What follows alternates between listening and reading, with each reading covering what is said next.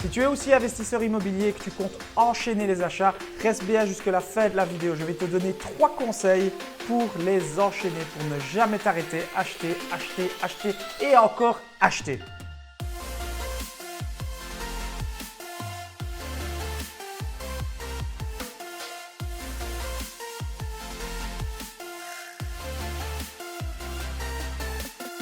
Je vais commencer par le premier conseil qui peut paraître simple, mais qui a toute son importance, c'est de bien choisir sa banque.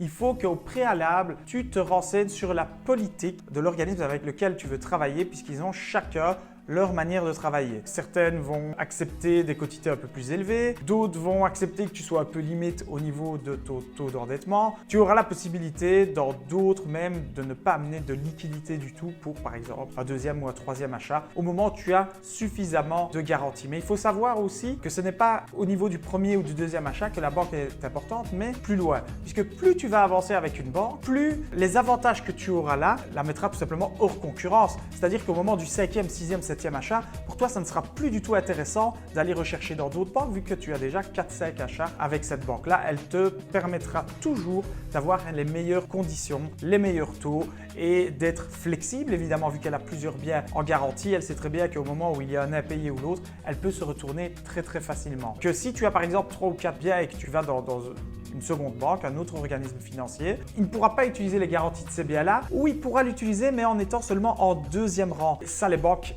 ils n'aiment pas trop parce qu'être en deuxième rang, c'est devoir attendre que quelqu'un se serve pour pouvoir soi-même après aller chercher les garanties. Alors, si tu es complètement perdu, tu n'as aucune idée de quelle banque, à quelle politique, je t'invite à rejoindre notre groupe Facebook. Tu trouveras le lien dans la description. Là, tu pourras poser toutes tes questions. Dans ce groupe-là, il y a plusieurs personnes qui ont fait des investissements via différents organismes financiers. Donc, ils pourront te mettre au courant de la politique de telle ou telle banque, tout simplement. Donc, en fonction de ta stratégie d'investissement, l'une banque ou l'autre ne pourrait pas être adaptée. En te renseignant sur ce groupe-là, tu sauras exactement avec quelle banque commencer pour telle ou telle stratégie. Alors le deuxième conseil, c'est de garder un maximum tes liquidités. Si tu as la possibilité de faire un achat sans mettre de liquidité du tout, c'est même encore mieux. Pourquoi? Parce que plus tu vas avancer, plus la banque pourrait demander telle ou telle garantie ou une quotité qui est plus basse. Le fait de garder cette liquidité-là, tu pourras les présenter plus tard.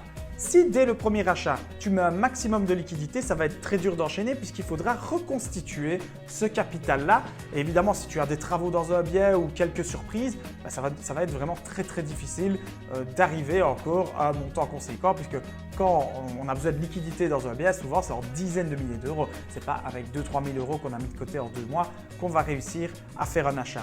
Donc, il faut vraiment bien gérer les chiffres liés à l'achat, à tes achats, à tes investissements, venir devant la banque avec un dossier solide qui te permettra de ne pas toucher à tes liquidités tout simplement. Alors là, c'est le troisième conseil. Écoute bien jusqu'au bout parce que c'est le plus important. Tu peux te planter sur la banque lors de ton premier achat. Tu peux te planter et mettre des liquidités lors du premier achat. Par contre, si tu n'utilises pas cette astuce-là, ça va être très difficile pour toi de revenir en arrière. Cette astuce-là, elle est en fait très simple. Il faut juste savoir son existence. C'est utiliser le différé de crédit.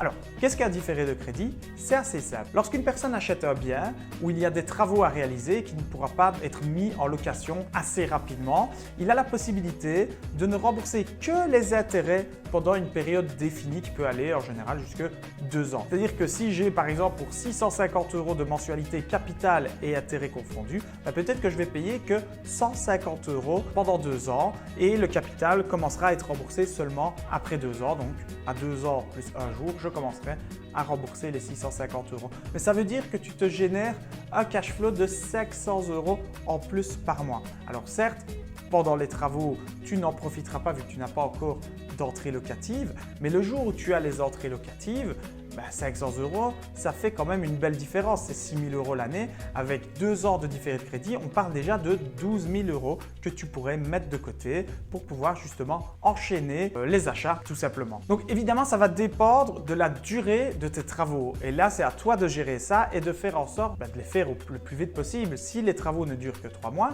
une fois que le différé est signé, il reste là. C'est-à-dire que les 21 autres mois, tu profites de cette différence de 500 €. Ou mieux encore, si tu achètes un bâtiment dans lequel il n'y a quasi pas de travaux, tu fais toujours une demande de travaux à minimum, par exemple de 5 000 € pour repeindre, pour faire quelques petites réparations, je ne sais pas, qui se font assez rapidement. Et directement, tu recevras la totalité des revenus locatifs tout en ne payant que les intérêts. Voilà donc les 3 conseils pour enchaîner les achats. Si tu as aimé la vidéo, je t'invite à laisser un pouce. Si tu as une question, n'hésite pas à la mettre en commentaire. Je te rappelle également notre groupe Facebook. Là, tu auras vraiment des réponses plus au tac au tac, mais surtout de plusieurs personnes différentes, donc qui ont chacun leur vécu, leur expérience. Si tu aimes ce genre de contenu, que tu es un investisseur immobilier ou que tu as comme objectif d'être investisseur immobilier, évidemment, abonne-toi à la chaîne.